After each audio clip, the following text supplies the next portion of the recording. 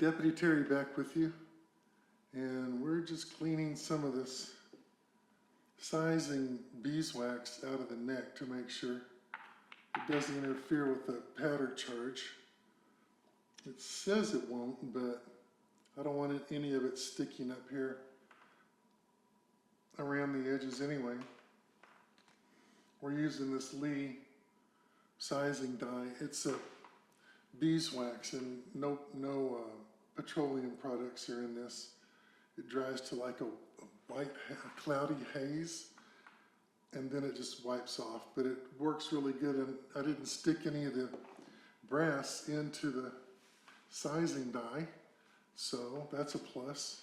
And what we're doing today is we're loading up some of these 30-30 Winchester, and these are just the standard 30-30 cartridges from Nosler. They came in a bag, and they were chamfered, and the flash holes were cleaned out, so that was a plus. They're not sorted by weight, and you have to buy the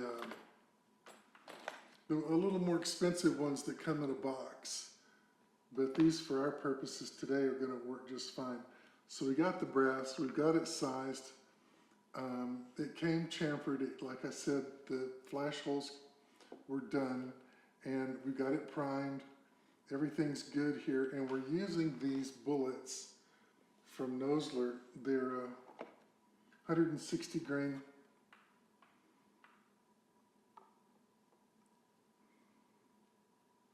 flex tip, which means instead of the old, like the Remington core locked bullets of time gone by, where it just had a rounded lead on the very front, these have a red tip here, and it's flexible, so one won't set off the bullet in front of it if you jar the rifle somehow. And so we're going to check these out, and they're a Spitzer also. They're more aerodynamic, and we're going to try these out, take them out to the range. We're going to compare one against the other, the bullnose core locked versus the Hornady, the new FTX. And so what we're doing here is we've got some 2230 accurate powder, and we're using the calls for 31.1 grains max load, but we're going to step it back to 29 grains, and that should be sufficient, you know, for 100, 150 out to 200 yards. We're not trying to set the world on fire, although we're still going to get around 2,000 feet per second out of these once they're finished. And we're using 29 grains of this 2230. Now let me get these dyes out of the way. I bought the 30-30 dyes from Lee. Move over. They came 3 in a kit, and a powder measure, and a little bullet holder, the rim holder down here that goes in the press there. So let's do 29 grains and see what we've got.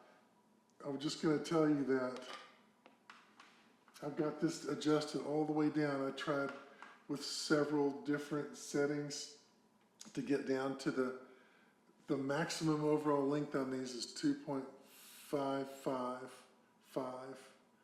and I've got it all the way down as like 2.558, or no, less than that. I mean, it won't go any more closed. I can't get it seated any further. We're still 2,000th of an inch off, but I'm okay with 2,000th of an inch.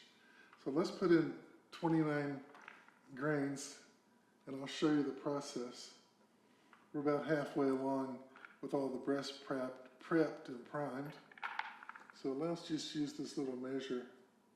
I've got this Frankfurt Arsenal powder trickler that you just turn this, and it'll put in a few grains at a time. Once you get close, and I'll tell you something, 29 grains of this fast burning powder is not very much. 22, 23, 25,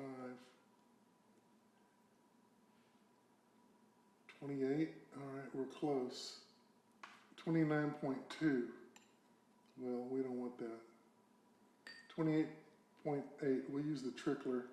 Just turn it, it'll drop a few. And this is at 29.1. I'm happy.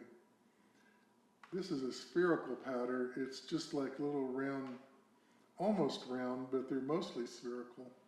So it pours really easily, and this would be really good for a progressive reloader.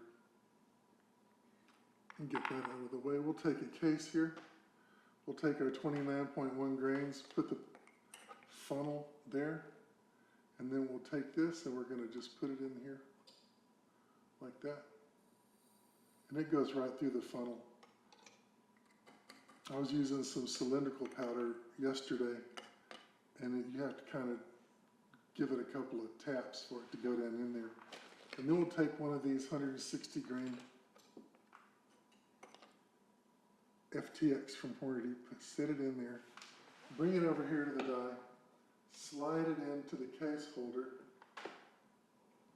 and we're going to just push that bullet down in there, like that. Oh, she's a beauty. There it is. And here's the first one I did that I measured with the calipers. And you can just tell by looking, it's exactly the same place in the cannelure.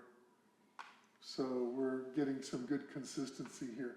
The cannelure on these tubular magazine rifles is designed, well, let's give that one more.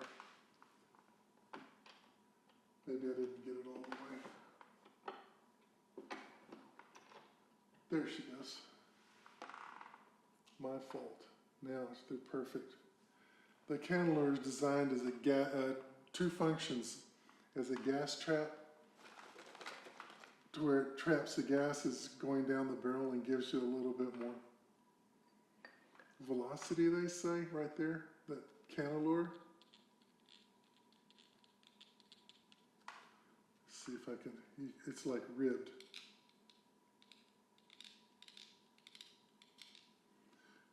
And also, for the crimp, you're able to crimp it in there in a tubular magazine with a spring fed in the magazine. You don't want the bullets like pushing in and just kind of like disappearing down into the cartridge. So it serves a couple of purposes. Well, let's do one more, and then I'll let you get back to whatever you're doing.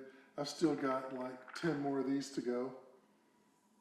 And I don't mind because I don't want to do this particularly fast. It's that old saying, you know, like the journey is the best part of the vacation. Well, it can be, I guess. That's not an exclusive. 28.2. 28.5. 28.8, 28.9, wait for it, and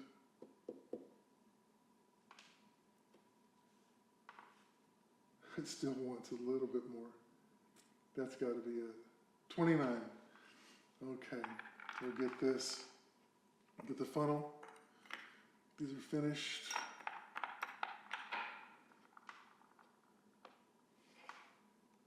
Down the hatch.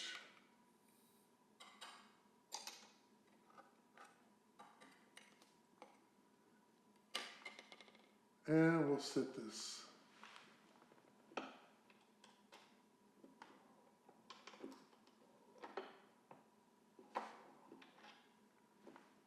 That's a good one.